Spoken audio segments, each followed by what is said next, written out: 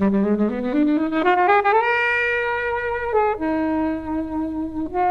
I think at this point this is probably my favourite spy franchise because it is consistent in a way that none others really are. It's like there's a continuity to it, but up until maybe the very recent ones, you don't need to know anything. So I think it's very accessible. If you want your Cold War Brian De Palma thriller, you've got one there. If you want some John Woo nonsense, you've got 2. If you want something that's fast-paced but emotionally driven, you've got 3. Everyone looks like they're having a great time. It's just great to see fun things every now and again. And then the fact that the guy who has essentially taken over it now is delivering the big bucks anyway, the big thrills, is like no mean thing. Hello, film fans. In our remote recording studio today, we have Daryl. Hello. Matt. Hello. And as always, Kobe. Hello. And we're here to talk about Mission Impossible Ghost Protocol. Thank you, as always, to the mighty people for the mighty, mighty tunes. And thanks to Ben from Rockwood Audio for his awesome editing skills. Please do remember to write a review and rate us on Apple Podcasts, anywhere you can do where you listen to the podcast, because it really does help us. And you can join in the conversation with us on Twitter At FlixWatcherPod and on Instagram at Flixwatcher.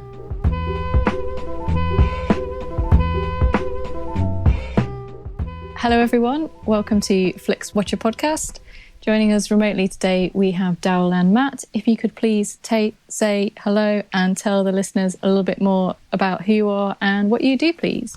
Hello everyone, my name is Matt Brothers and I am spread across 3 podcasts. Spocklight, the Star Trek podcast, looking at the franchise from a non-Trekkie perspective. Sun Double Deep, the triple bill title word film podcast.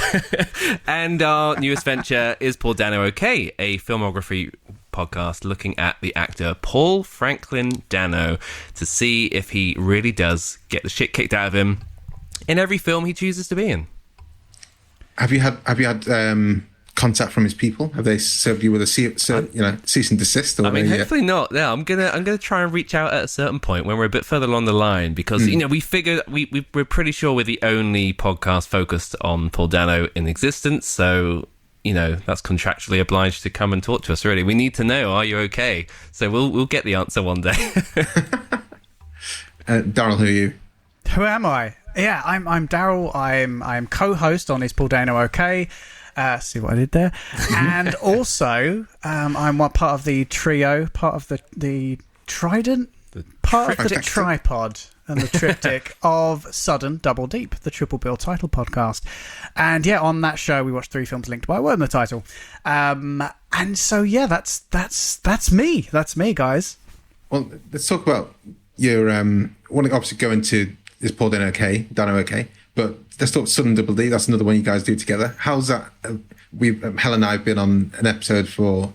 You did. Was it only, or was it strong? It was your pick. Your only triple bill. Yeah, the only triple bill. Only the Brave just came back onto Amazon Prime the other day, and I was just reminded at how much of a downer that ending was. And thank you for that, Kobe. Good grief. I think is that or like your eyes for your eyes only, or You Only Live Twice. Yeah, 2 bonds. I know. I love the fact that we just did neither. That's just such a baller move. But that was so much fun having you guys on for that. Because that was such an interesting pick of films. We had the wonderful Mark Dacascos Capoeira film. Only the Strong. Yeah, I was just shaking her head. I love this. This is great podcasting. Such a weird film. What was the third only film? We do this all the time. Like, was it Only Yesterday? Only yesterday. Yes. Oh, that was the Ghibli one. Yeah. We've still not done another since. Is that the first Ghibli? No, our first Ghibli. Yeah. I'd say our first Ghibli. That was pre you becoming a full timer. So what? The first Ghibli on the pod that we've covered. Yeah, for sure. Been one since. No, this is my point. Like we should do more. Yes. Yeah, absolutely. Contrive a Ghibli. Need to somehow. Well, there is a podcast, Ghibliotech, and we were on the same WhatsApp group. So maybe you can engineer guys. We need to do a Ghibli podcast. Can you pick a 3-way film that starts with Ponyo or something like that? we've been pretty bad on the whole guest thing for Sun Double Deep this year. We've got a couple lined up, but yeah, I think that's comes season 5. We'll need to hit the ground running. or 6. I don't know what we're going to be on. I think it's like year 5, season 6. It's Something. the way it works. I don't know, Matthew. It's been too long. But yeah, that's been since 2016. So from July 2016, and yeah, it's been a ride. And now with Is Paul Dano Ok? We kind of started earlier this year, and it's seasonal as well, which is a whole different kettle of fish from going on from like the weekly thing with Sun Double Deep to. We have this wonderful period where we recorded everything, got everything done, scheduled it all, and then there's like a 2-month break. So we had the joy of having like, now we can have a 2-month break of just not worrying about it. And then as soon as I got things up and running for season 2, of course we record half the season in about 3 days, and then it's like, oh, we can have another month break now. Actually, we can take our foot off the gas a bit. So yeah, it's always good to be prepared. So I mean, is Paul Dano okay? Generally that's a question. One of the films we've reviewed here is Prisoners, and he is not okay. Not okay in that film. Well, this is the fun thing, tracking kind of the injuries, both physical and emotional turmoil he goes through. I'm kind of collating everything in a letterbox list over there, where I'm just trying to kind of rank the films based on the amount of punishment he's in so far. Funnily enough, out of all season 1, I think there's only been one film where he ends up dead, and that is, well, I won't say what it is, it's a bit of a spoiler, but it is one you've seen. But then there are other ones, like Taking Woodstock. So Ang Lee Oddity, 2009's Taking Woodstock, he essentially cameos as a guy chilling in a camper van with his girlfriend getting high, and he's very okay. And that I don't think you can beat that, to be honest. So it's not all doom and gloom. One of the things from, I think for me, it's impossible to hear that without hearing the glorious theme song. Yes, Daryl. It's a good earworm, isn't it? It just sticks with you, that one. Where did the idea for that come from? And you realise you're singing it around the house and like yes, good. Singing it at work, and just singing it. And it's literally Blondie. And that's all it is, but just with different lyrics. We've over the got top. a lot of cease and desist letters. Yeah, I was going to say Debbie Harry that will totally be it. But yeah, and then like the lyrics are a wonderful back and forth between Matt and myself, and then Matt lent me his ukulele, and I'd never played a ukulele before, but I was like, I need to learn this because. Yeah. Then something very silly happened. Is I created another little interlude for the first episode, thinking I was just going to use that one interlude for every single episode. But then I created a second one as a bit of a joke, and then Matt and Jeanette, wife and Sun Double Deep co-host, was like, "Oh, so you're doing one for every episode then?" And I was like, "Oh no!" and that's me now having to plan the next 8 for season 2. Well, that's half the fun now. Like thinking what song can we rework to match the film we're talking about. Yeah, some of that season 1 they don't really match up, but those that do, there are some zingers there. It's great. It's lots of fun. I understand that the image is going to change re-season as well.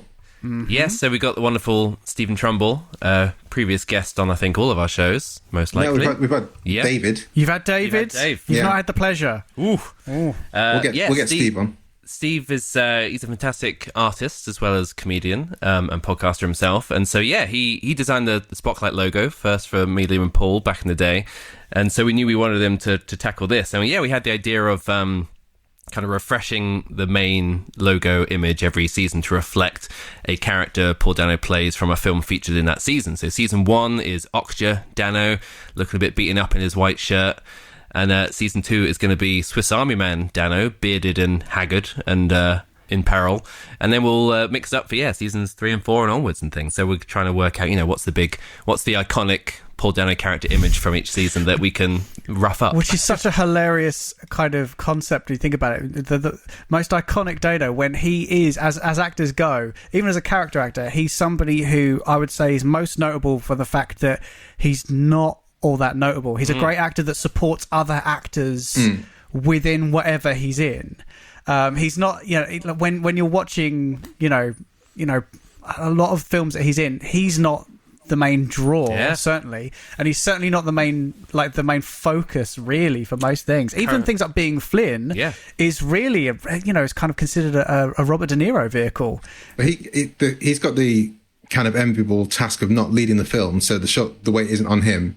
But he gets the opportunity with he's got the stellar performances, he's got the standout performances in films. He gets to pick his projects, his directors, and he knows people want him, and he can give him what he wants. But tragically, never Academy Award nominated for anything yet. Because he doesn't act. He's not a big performance in anything. Yeah, we'll see. The Riddler might change that.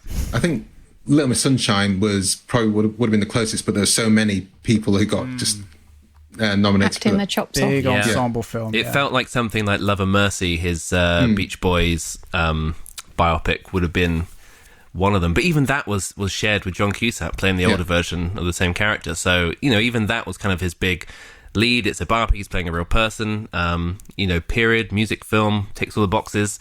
But I don't quite know what that picked up awards yet, but certainly not anything too big, which is a real shame, because it felt like that was the one. If you kind of Google interviews with him, the last time he was sort of invited on talk shows and things, he's been on Kimmel and Fallon and all that. I think it was for the Love and Mercy sort of tour that he was last kind of talking, but then he went a bit quiet anyway, because he last appeared in the film in Okja, and then since then he directed Wildlife and has been on TV in something called Escape at Dunn and Mora, and now the Batman got pushed back to next year as well. So it feels like there's been a big gap, like there's a big Dano gap that we're filling now until he makes his return. Well, we're here to talk about other films. We're talking about Mission Impossible Ghost Protocol, which is your choice, Daryl. Can you tell us why you chose it? And then I'll get the countdown up, and you've got to give us a synopsis in less than 60 seconds. Kobe. So I chose this because it's my favourite of the Mission Impossible films.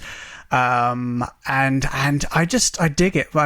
Jeanette and I actually, we weren't going to do a full run through of the franchise. I picked them all up in 4K a couple months back, and so we did Ghost Protocol, Rogue Nation, and Fallout, because I was like, they're the most recent ones. Let's do them. And I hadn't seen Fallout since the cinema, so that was shocking. And nice telly, nice speakers. Thought, let's do this.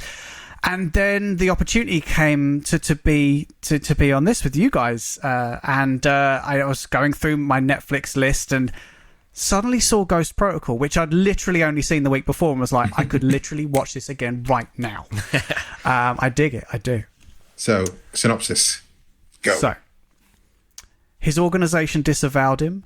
With an untested team foisted upon him, IMF agent Ethan Hunt has to stop an extremist from starting a nuclear war. Very good. Isn't that always the synopsis? No, we were saying this actually. This is the first one where it's been like anything like nuclear. The last one, Fallout, was nuclear, wasn't it? Fallout was some kind of... Yeah, but again, this came out... That was the sixth film. This is the fourth. Sure. Okay. But prior to this, the first film, it's a list of agents and their real names. The second film, it's a biological weapon. The third film, it's a different biological weapon. And this one, it's the threat of nuclear holocaust. Yes.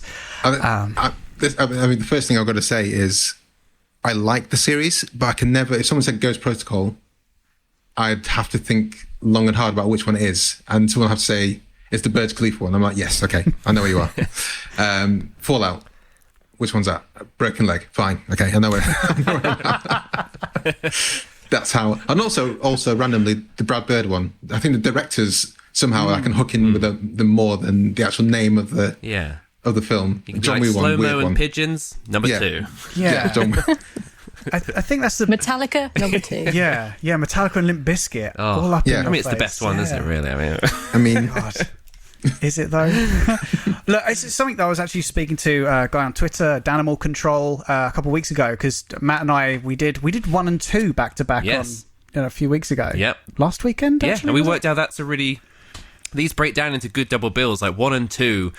are so different, but they're very much of an era, and you can do them as a double. And then we literally did 3 and 4 today before this recording, and that's kind of the like a sort of the change in helmsmanship with JJ sort of writing the ship and taking things on, and then producing from the and then obviously Rogue Nation and Fallout and the McQuarrie, so they kind of go well together. But yeah, this has been a great few days mainlining these first 4 again, because I hadn't seen them in quite a while, and I do love them so much. Thought you had to recap before you got to this one? We just kind of felt like it, really, didn't we? Yeah.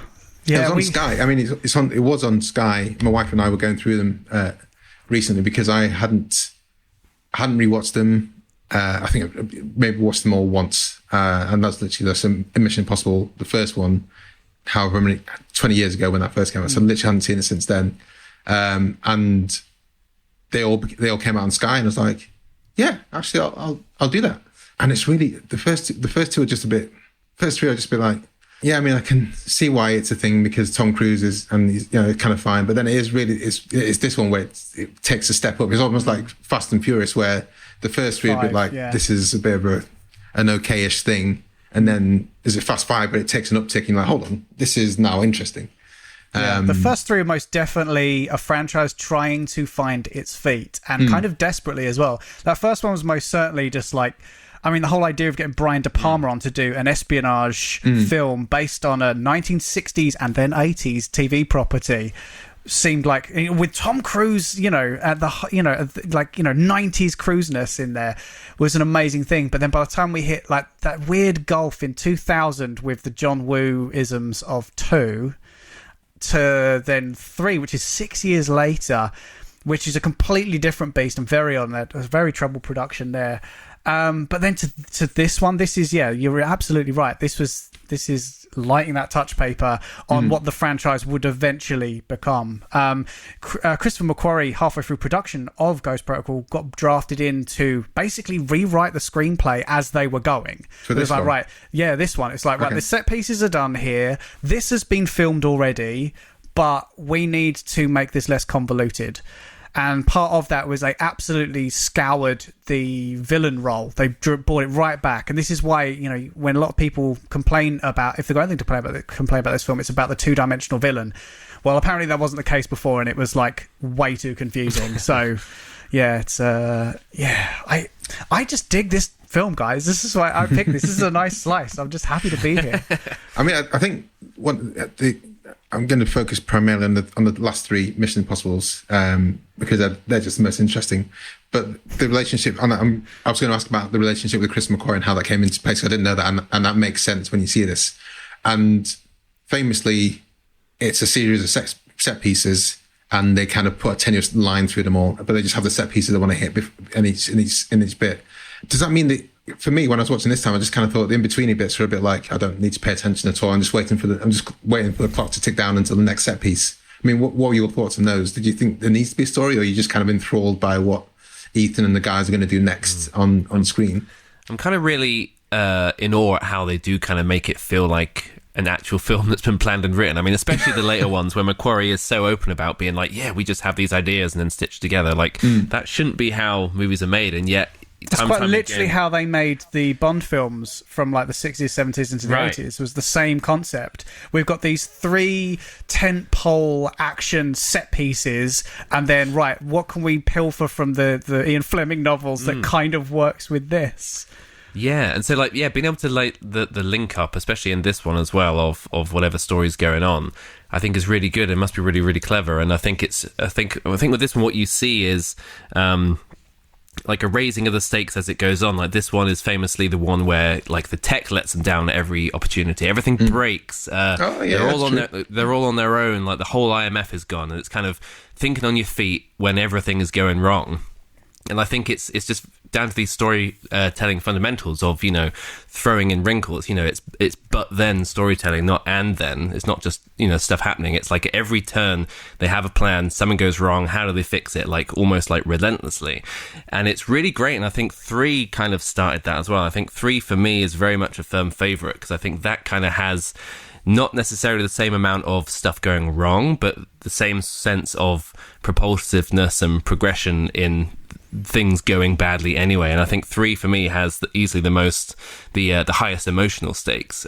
Everything is kind of about trying to save Julia, and I think Philip Seymour Hoffman's easily the most enigmatic villain you have, and I think he really brings out incredible performances here. So I think going into Ghost Protocol, I think the whole filmmaking gets like a lot cleaner. This is where the idea of the big stunt really kind of comes in, because you've got like the big train stunt from the first one, but this is before he's kind of doing everything for real. 3 really is kind of the big stunt is essentially Tom Cruise sprinting a lot, which is incredible to watch on its own. But outside of that, it's what, like the bridge attack and him getting thrown into a car. So it's all kind of quite small. Whereas here with the Burj Khalifa sequence, it's like you feel like this is the one that set the bar, especially with this coming out in IMAX and doing big business there. And then I'd like to know how much McQuarrie had a hand in the Burj Khalifa stuff, whether he knew, if I take on this series, I'm gonna top myself like every time with a big thing, whether it's hanging on the plane in Rogue Nation or you know the big helicopter chase and Fallout. Like, this is where it really starts to step up. We've had recently Tom Cruise in Collateral for an episode. I think that's our only Tom Cruise film today, isn't it? Yes.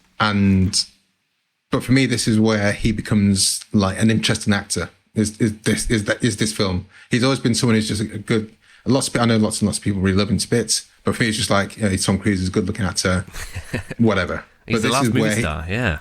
This is where he becomes like, for me, a super duper A-list star, and I don't think I care about. I've not watched a Jack Reacher film, but every Mission Impossible film while he's in it, I'm going to be 100% running to the cinema to go and see it. I'm super excited about the next one, and I've watched lots of the behind the scenes where he's literally the guy on a motorbike jumping off a cliff in Norway.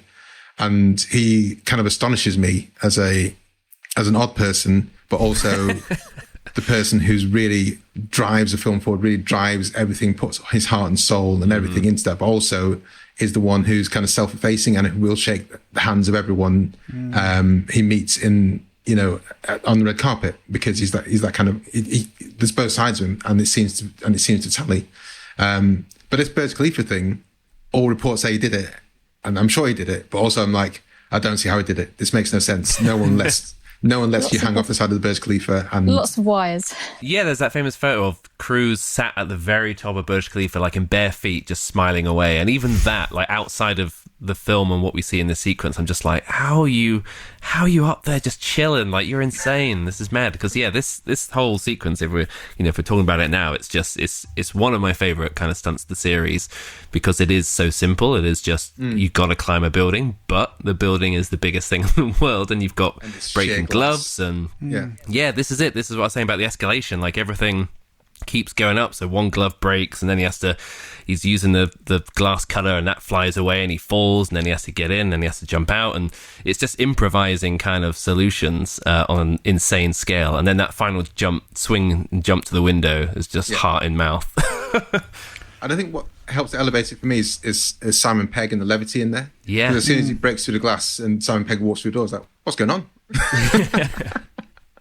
Oh no, he comes in and says, "Oh, that was really difficult," and everyone's like, whatever he's been doing. Dude. I think Simon Pegg's been a real asset to the series, because I think he brings just the right level of comic relief, especially and especially in this one, where he's really promoted up. He's hilarious, like the whole breaking into the Kremlin as well, and him sticking his head up into the camera and things and everything there. He's great. That's definite Brad Birdisms. That whole sequence with them like dragging the thing across, so the guard is getting the specific perspective of the room, so they don't know that they're behind the sheet, and that's such an odd little concept. But again, there's so much comedy in that.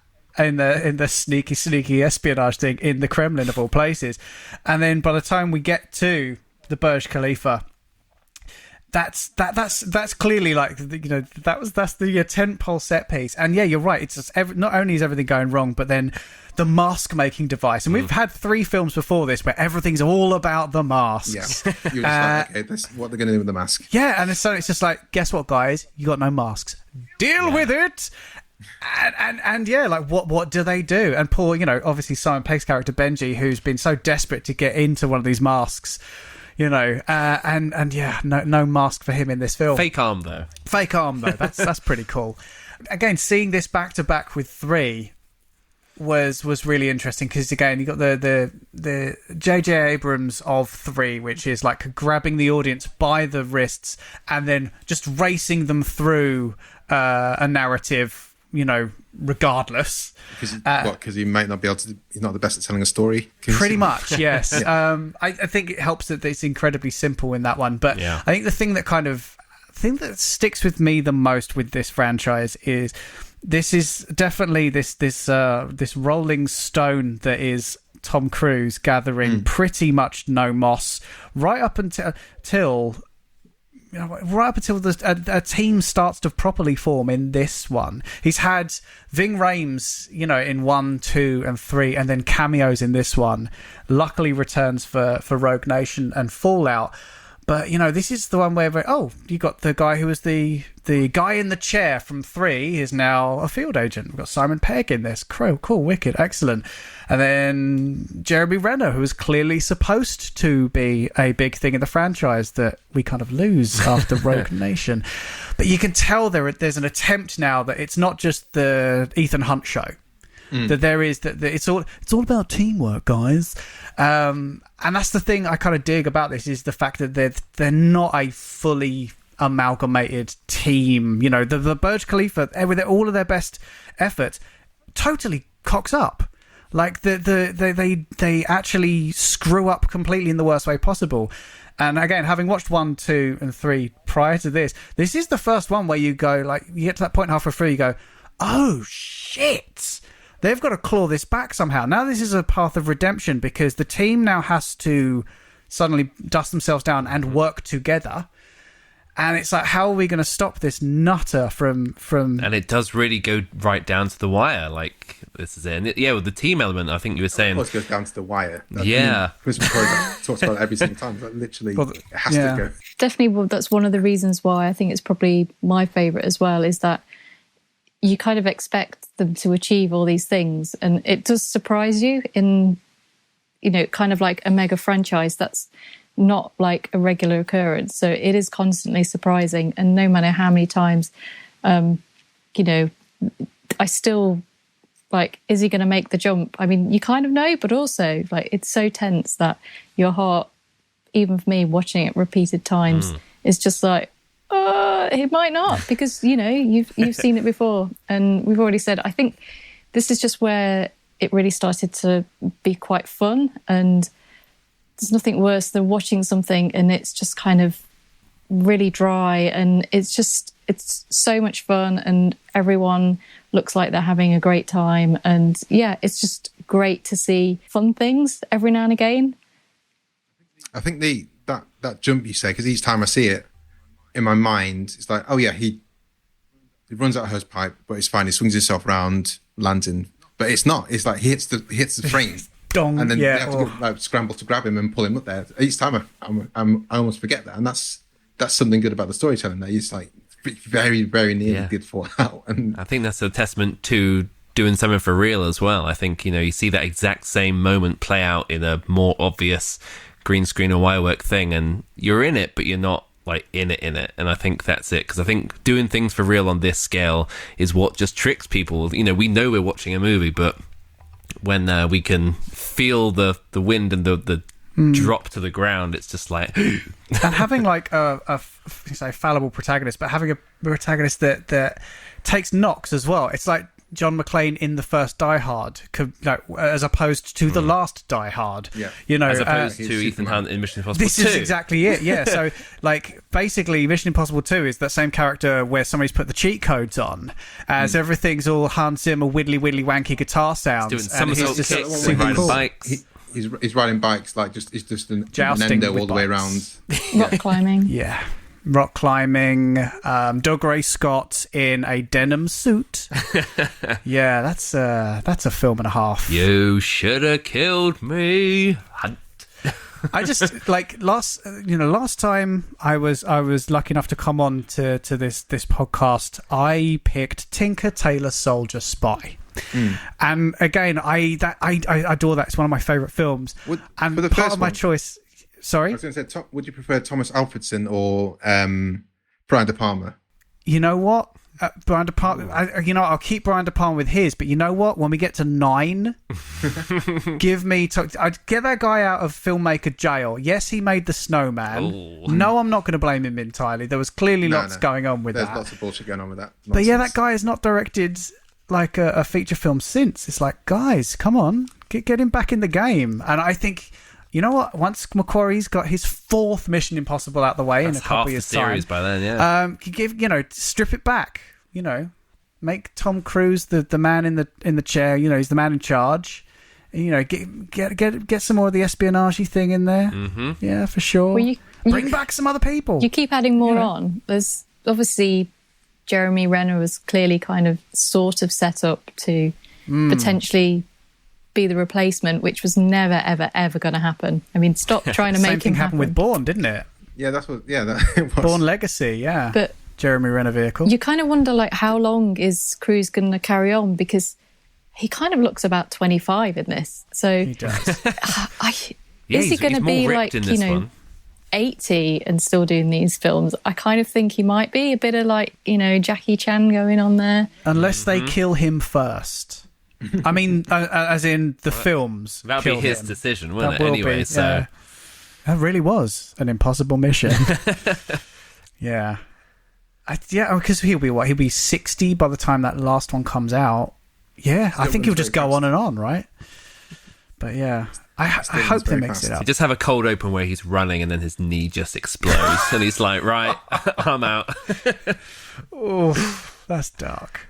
But yeah, I really like the team in this as well, because I was saying, like, I still really like the team in 3 of Maggie Q and Jonathan Rhys-Meyers.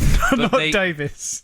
I made that mistake Davis, no. It's not John Rhys Davis. But they are very much just ancillary characters who are just good at their job and doing their job, whereas the guys here have a bit more invested in what's going on, whereas everyone in 3 is just helping Ethan save his wife. But I like the team dynamic in 3 a bit more. I think maybe just because I really love the Vatican extraction sequence, whereas actually the sort of equivalent here, the India party, is also really cool, especially with that guy, what's his name? Amir Kapoor? Yes, who's just having a great time. He's so good. Flirting up a storm with Paula Patton. Fair play. We haven't had Paula Patton since this one, have we? No. She disappears. Yep, same way that Maggie Q disappeared from 3. Mm-hmm. Yes, and Helicopter Man from 2. Helicopter Man from 2. If anyone cares. Yeah, whatever that Australian actor's name was. We're forgetting the first early casualty from the Mission Impossible, Emilio Estevez, in 1. Yeah, that was first person you see on screen in that film is Emilio Estevez, and then he's gone within the first 25 minutes, and you're like, what? Hang on, this was the team though. Like what? This is this. I can't imagine how that would have blown people away 25 years ago. Watching this one, a similar kind of thing is that Josh Holloway's in it, and I remember watching it and thinking, oh yeah, this is going to be good. Quite fancy seeing him in a bit of this, and then obviously we don't. Even though he would have kind of been relatively biggish around that time, coming off the back of Lost. Well, yeah, I think Josh Holloway, he never got the leading man status I think he's very much deserves. I love him in Lost, and as soon as he shows up in this, it feels like that's Josh Holloway. Yeah, Sawyer, yeah. As soon as he shows up here, you think, yeah, I can actually, like, if he was the Renner part, like, I'd love to see him carry on. Worked. But, shot down very early on here. We were saying, actually, like, watching 3 and 4 back-to-back and just going, right, well, if Maggie Q had carried over and it wasn't Paula Patton, and you could have had the Jonathan Rhys-Meyers character being the Josh Holloway character, so him getting killed off would have given the Maggie Q character I need to... but again, Jonathan Rhys-Meyers was making Tudors, and Maggie Q is, absolutely slam dunking it with Nikita, however many seasons of that she made. So neither could return. And we were looking. Were they asked to? Yes, I believe that was the case. But then the same thing happened with, I think Paula Patton was. She just had a baby around the time of this film, in fact, Ghost Protocol, and so she wasn't acting for a couple of years around that. Which is, I think, why we didn't later then see her in Rogue Nation, which is a terrible shame. Yeah, I quite like the way that they do refresh the team in these, though, because, like, there's, at least for the around this era, there is a good number of years between movies, so you can just imagine the IMF carries on. Not everyone stays in their job for many years anyway, and it's a dangerous line of work, so it makes sense that it could be all different. But yeah, Darren's right, it's a shame that there are certain relationships here that could have been tied to 3 a bit more, because we were also saying, like, Tom Wilkinson showing up as the boss here, like, if that had been Lawrence Fishburne from 3 and then he gets shot in the head straight away, you'd be like, oh my god, all the old people are getting knocked off. But then maybe that would become a bit too predictable, I guess. You'd be like, oh, whoever's left over from the last one is, which is kind of certainly going to die. What ended up, spoiler, I'm not going to, yeah. So now they're pulling back. Now there's some consistency, because it was uneven and irregular gaps between the first three. But now, I think once they hit Ghost Protocol, they thought, actually, let's do this properly. Let's turn this into a franchise, And Cruise had stopped like faffing around with the other types of film and just thought, let's just do the big blockbusters because that's what gets me notoriety. And then they can double down, so they can bring back Rebecca Ferguson, they can bring back Ving Rhames and have the consistency there and I think that's what will help drive people forward. And it's the same kind of thing you have with the Fast and Furious, to lean on that again. Now you have a consistent team that comes back, whereas the first few was a different setup apart from Toretto and Paul Walker. Paul Walker. Should we head to the scores? Let's do it. Hello folks, I'm Sam. And I'm Martin. And every week for the last 5 years we've got together to talk about the musician Tom Waits. He's a gravelly voiced singer that sounded like he doused his vocal cords in bourbon and set fire to them with a cigarette and wrote such classic songs as Way Down in the Hole, Downtown Train, Jersey Girl. He's also the gravelly voiced actor from films such as The Ballad of Buster Scruggs and Seven Psychopaths, both of which coincidentally are on Netflix and both of which Kobe and Helen have discussed here on Flixwatcher. So make sure you check those episodes out, and when you have a little bit of a taste for the magic that is Tom Waits, why not head over to songbysongpodcast.com or search for Song by Song in your podcatcher of choice to listen to a little bit more about Tom Waits.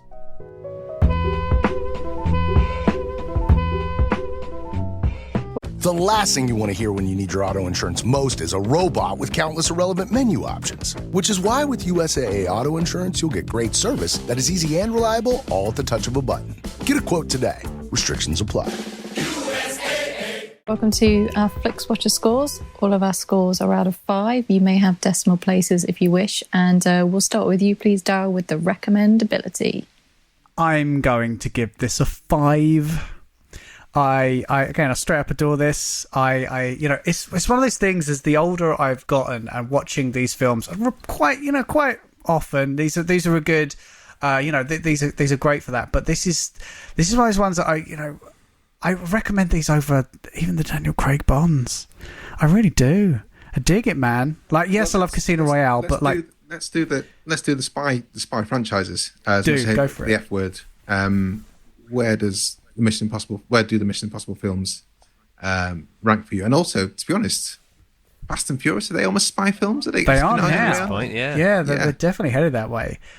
I think the older I've gotten, and the more I've kind of waned from Bond. I'm going to probably be the odd one out here, but I really wasn't overly enamored by the Bourne franchise. I really liked the first one, but then the Greengrass, man, that juddery Cameron nonsense, it kind of doomed action films for about 7 or 8 years after that, and I hate it. But yeah, look, I will take your Tinker Tailors, I will take your Fast and Furiouses and your Missions Impossibilises. Just any of that. But yeah, I just, these are the ones I come back to now. Yeah, for sure. Yeah, I think at this point, this is probably my favourite spy franchise because it is consistent in a way that none others really are. Which is a weird thing to say because it's the Mission Impossible franchise. Yeah, it's like there's a continuity to it, but up until maybe the very recent ones, you don't need to know anything. It is kind of standalone adventures, especially with the team being refreshed as often as it does, with just a few continuing threads. So I think it's very accessible.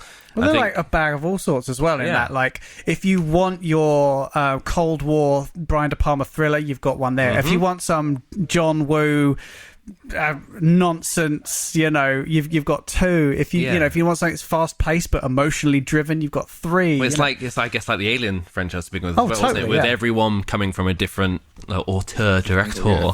And then the fact that the guy who has essentially taken over it now is delivering the big bucks anyway, the big thrills, is like no mean thing. Like if someone who was doing my least favourite was the one with the keys to the franchise now, that would be something else. But for my money, outside of number 2, outside of 2, like all of these are kind of 4-star and up pretty much. So I think that's great. So I was saying to this... What about yourself? Well, I can't stand James Bond, so that's that franchise out the window.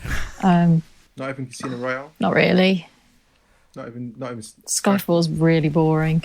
No, I mean, Mission Impossible, I was quite late to the party on it, on this one. I think it was probably maybe 3 where I was like, actually, I quite enjoy this. And then I've since kind of gone back. But there's just something about this. And I think it's mainly to do with Tom Cruise and just kind of everything just kind of gets thrown in. But you're just kind of in it and you just kind of forget that it's completely ridiculous. And you just, you everything exists in this world that they've created. And because they've created it so well that you don't mind, like, you're just like, well, of course you couldn't, like, drive a car straight headfirst and survive.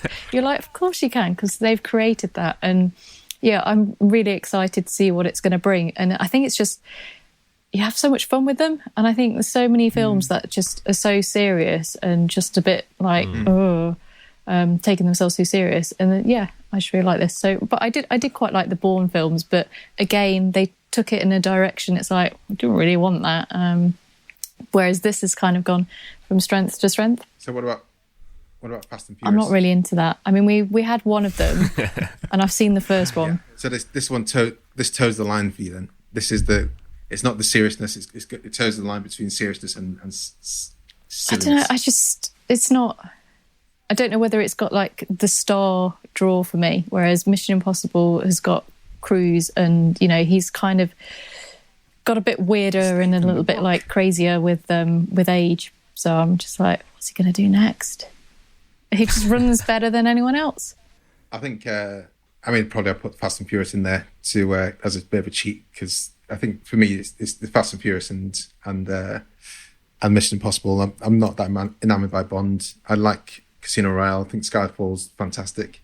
I used to watch them all as a kid. I couldn't tell you the difference between each one of them, and it mystifies me when people do For Your Eyes Only. You only twice Goldfinger. I mean, I don't know which one Goldfinger is, but people have a definite favourite, and for me, I'm just like, I'll watch them kind of sometimes, but for me, it's not that interesting. But yeah, I think Mission Impossible and Fast and Furious as espionage, the most inconspicuous spies in the entire world. tie a safe to the back of a car and run it through Rio de Janeiro. Why not? I think it's just they're just fun, aren't they? They're just fun. Both those franchises. Fast and Furious is a bit too ridiculous, but they're just both fun. I could see the Ethan Hunt from Mission Impossible 2 in the Fast and Furious world, for sure. Faster than I can see Vin Diesel in Fallout or something. Oh, yeah. Recommendability score, Matt? Really high. I'll go for like a 4.7. I think, unless you're just completely against a good time, or action films, or stories where or stories where things go increasingly wrong for people. I know that stresses some people out. It's weird. What do you want in a movie? Everything to go right? No. They just want a screensaver for 2 hours. Yeah. It's like no peril. I think that is like a rising thing I see across film Twitter. People being like, "Oh, why it has to be all this antagonism? Can't people just get along?" It's like, that's not a movie. But yeah, this is. I mean, if you're into this stuff, you've most probably already seen this one. So I think it's very high, and definitely a high point of the franchise for sure. Helen, I'm going to give this a 5. I just think it's great fun, and it's probably the one that I've seen the most. But I think just book a day out your weekend and maybe just like watch them all or something. But yeah, It's just, I've already said it. It's really fun. I like it. I found the bit about the blue being glue and red being dead like the funniest thing ever, and I still think it's hilarious. And yeah, it's just great. It's the speed at which Simon Pegg just goes dead. Yeah. Just brilliant. And it's every time I watch it, I'm like, Simon Pegg's done well, hasn't he? Bless him. He's done well. Hanging out with Cruise all the time. Oh. There is that bit of pride, isn't there? That you're like, I used to watch Space. I used to watch not the Fast Show. Big Train. Yeah. And, I loved him from Big Train. So it's great seeing someone he loved in this quirky comedy, both sets of quirky comedies, like mucking it with, and stealing scenes from Tom Cruise. And my favourite is I mentioned it in passing before, but him and Jeremy Renner. Yeah. So I jump, and I'll catch you. And that interplay there is brilliant. Yeah. What don't you get? I'll catch you. It's fine. So yeah, I'm going to 4.5. Repeat viewing score. Daryl. I mean, this is the second time I've watched this in the last, I think, 6 weeks. So yeah, no, this is crazy high for me. This gets a 5. I'm going all out for this one. I could watch this again tomorrow. Like I no doubt that before next week starts, I think we're probably going to have done. Yeah. Nodding along. Yeah. We're 100% going to do Rogue Nation and Fallout. Got to complete the mission down. And then, the next one comes out like middle of next year. 100% I'll be watching all 6 of those in the lead up. So within the space of 18 months, I'll have seen this film 3 times. Easy. You know what? And now I might even watch it with the director's commentary as well, just for shits and giggles.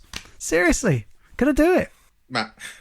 Rewatchability. Yeah, really high again. I'll say like a 4.8. I think this one really flows. Like it's got, when you kind of base a film around kind of set pieces and moments, it gives you a chance, I guess, to kind of really have a good pace and structure the stuff. When we can start big, you got like the big prison escape, and then you have like Burj Khalifa, into like sandstorm chase, into Indian party ball heist, into high-tech car park finales. Like, so there's not many chances for it to kind of lose you, which is really cool, and I think that's what these films all do so well. So they're definitely ones you can watch again and again, and even just the ones that if you catch on TV, I think if you catch on TV during one of the big moments, you'll probably just go through the rest, so and see it through. So yeah, high score there. I wish I had that repeat viewing level that you guys have. It's a shame. This is the only one that's on Netflix at the moment, isn't it? I think. Mm-hmm. Yeah. The others were, like I say, 3 months ago, they were on Now TV / Sky. I think it's a shame that they aren't all on Netflix for me personally. Because, bank holiday weekend coming up. I've seen it a few times. I will watch it again. But also, I'm kind of like, I do want to watch the other ones again now, having not seen them in a fair time. So I'm going to go a strong 4 for repeat viewing. Just get a free trial on Now TV, and like you say, it's bank holiday weekend. Just smash through it then, and then cancel straight afterwards. Bank holiday Monday. Mission Impossible. 12 p.m. Cancel it. Yeah. Yeah, that's your Mission Impossible if you choose to accept it. Slamming the unsubscribe button from Now TV just in time. Cancel free trial. What was your score? 4, was it, Helen? Yeah, I'll go for 4. I think this is probably the most rewatchable one for me. Even Fallout and the other one a bit less so. I think this just has the right charm. But I kind of miss Ving Rhames. I think each of them's got the charm. Like Henry Cavill in the last one's hilarious as a piece. But this has, from what I remember, it has the most of the bits in it for me. Small screen score. Interesting. Daryl. I do. I find this could be a bit of a cop-out because, like, this is one I would not watch on my smartphone, for sure. I mean, I wouldn't, seriously, I wouldn't. It's not really something I tend to do anyway. But, like, I got myself a nice TV because the start of Lockdown 1, literally one day into Lockdown 1, my old TV died. Jeanette and I walk around the house going, why can I smell burning but nothing's on fire? And then the next day we went to turn on the telly and nothing, like no bueno. So yeah, they just ordered a new telly from Argos thinking, yeah, I'll go and collect it from the Argos in town. Wrong Argos, had to go all the way into like Barnet on foot. 2 days into a lockdown, it's like Escape from New York, only it was North Finchley. And yeah, so nice telly, nice speakers, and we had this onto a nice earth-shaking level today. So, like, in terms of small screen experience, and I know 30 minutes was shot on an IMAX, yeah, I'm all over this. I'm totally cool with it. I'm not sat in a cinema with somebody's cheesy feet and balls and mobile phone in my face. So, and I'm on my own sofa. With my balls in your face. So, yeah, I'd go 4 for this, because I think there's still room for cinemas, obviously. Matt? Yeah, I think this is maybe more most of them, the one that's kind of made for IMAX thanks to Burj Khalifa. So, I've got to give it props for the big screen, because when I saw Fallout, that was at the IMAX. I did see that for the first time. IMAX. Literally the day I met you. It was. I just come out of Mission Impossible. There you go.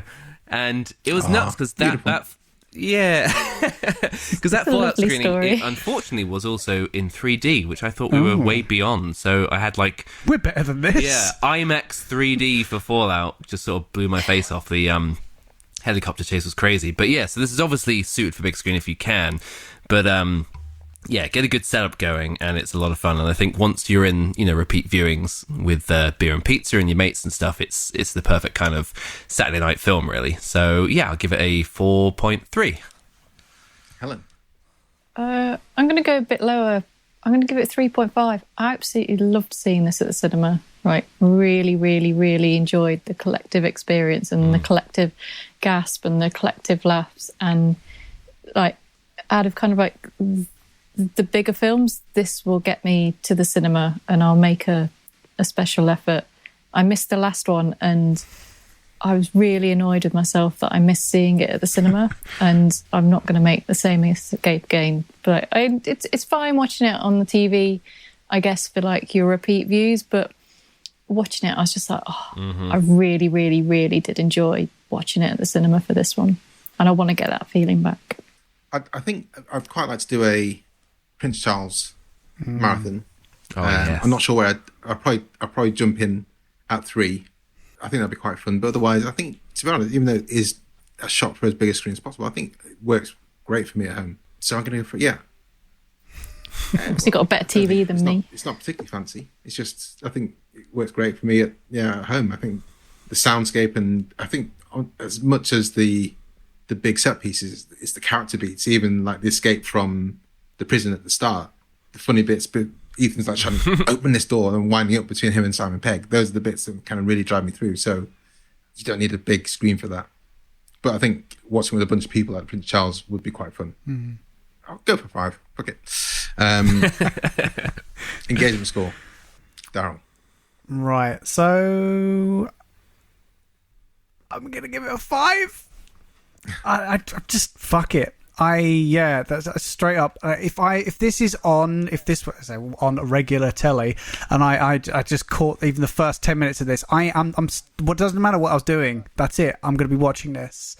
This is one of those like chicken soup of a films, that just if I'm feeling a bit rubbish, it'll go on and I'll be glued to it. It's one that of all of them, of the 6 that are there, this is one I'll go back to. In the same way that there's a whole bunch of MCU films or whatever that if I just need to just put my brain in something for 2 hours, then it's great for that. And yeah, I'm never once looking at my phone or my watch during this. There's always something in there, and I think it's a bit of a hangover from the Abrams one prior to this. Is this that kind of, again, grab you by the cuffs and pull you through to the finish line? And I think that's what the later films then benefit from as well. But this one, this is the Mac Daddy for me. Matt. Yeah, I'll go high. I'm going to go about 4.7 here. I think 3 is still my personal favourite. So I think if this was my favourite of the series, I'd just go full 5. Okay. Yeah, 3, especially having not seen it in a while and having now seen it about 3 hours ago. Like what that does, what it sets out to do from the very start and pulls you through, I think is just incredible. And it almost feels low key compared to some of the later ones. Like it is the personal story, and the lack of kind of big kind of real set piece thing. I think it's all the little bits that come through are so strong and so motivated by everything going on and the characters there. I really love it. So yeah, I mean, still incredibly high. I think this is one of the best of the series, and anyone who's into it will love it. So yeah, 8. 4.7. 4.7. You can put it 4.8. Yeah, go 4.8. Helen. I was thinking is it like a 4.7 or like a 4.8? And I'm like, you know what? Fuck it. It's a 5. Right? It's so entertaining, and like even through like the kind of like the talky bits, the bits where there's no action, you still kind of want to know what's going on, because it's like, well, it's Mission Impossible, so there's going to be some things happening that are going to switch, and you're going to have to pay attention, or you're not going to know what's going on in the next 5 minutes. So yeah, a 5. I'm going to go for a 4, because I think I'd kind of just zone out in between when it's talky bits, I kind of zone out. It's incidental, and when it's the set pieces, I re-engage again. So it's like I go to Twitter, tit around there, and then wait for him to hang off the side of the Burj Khalifa, and then I wait for him to jump into a BMW and throw himself off the side of some random garage, which I still don't understand the physics and logistics of. But Completely forgot about that bit. I was like, what? He's dead. What? Yeah, so 4. I'm going to go 4. And that gives us an overall score of 4.53750, which is super high. Super high. Cool. It's pretty good. So we head to Twitter, guys. Do follow everyone on Twitter. Everyone is listening. We are at FlixWatcherPod. And follow us because we do put out a little tweet with a little GIF saying we're things like this. We're reviewing Ghost Protocol with Sun Double Deep and at Matt Brothers 2 from Is Paul Dano Ok, which is their podcast. And ask for a little review and the score out of 5 stars. We had one today from some chancer called Liam H. Dempsey. Liam H. Dempsey. What does he say? I know, right? Who's that And guy? Liam Daryl, H. do you want to tell Dempsey us? says, Burj Khalifa is the best Mission Impossible set piece, and all the action is incredibly impressive, but the dialogue scenes between the action really drag for me in this. Maybe it was the misguided attempt to set Renner up as someone who could take over the franchise. Never gonna happen. 3.5 stars. Ooh, lower than we've shown here, but hey, you know. It's one of those things where I just like to kind of like, I'm gonna have to ask Liam now what his franchise order is, because you could tell me that 2's your favorite and your order is what, and I'll just be like, yeah, it doesn't matter. I really dig them all for completely different reasons, whether it's because they're attempting to be like a cold, it's a Brian De Palma like Cold War espionage film with the first one, or it's like a again, it's like running in a motorbike with electric guitar in your hands and your Oakleys on, whittly of 2, And your mullet. or like whatever it is. There's something in these that is for everyone. Guys, can you let us where we can find you online, and we'll say goodbye to everyone who's listening. So you can find Is Paul Dano Ok on Twitter and Instagram at Is Paul Dano Ok. We will have season 2 this July, another run of 8 episodes and 2 bonuses that will take us through to sort of the end of August. So that's all coming up. We're all very excited. Excellent. Thank you so much. It's been an absolute pleasure once again. Thanks so much for coming on. Thank you for having us. Thank you, guys. Bye. Bye. Enjoyed this episode of Flixwatcher podcast? Why not leave us a 5-star review on iTunes? You can also follow us at FlixWatcherPod on Twitter, and we're at FlixWatcher on Instagram. Thanks as always to the mighty people for their mighty tunes, and Ben from Rockwood Audio for his awesome editing skills. If you're looking to get your podcast edited as sweet as this, get in touch with Ben, and that's Rockwood, ROKK Wood Audio. Tell them Flixwatcher sent you.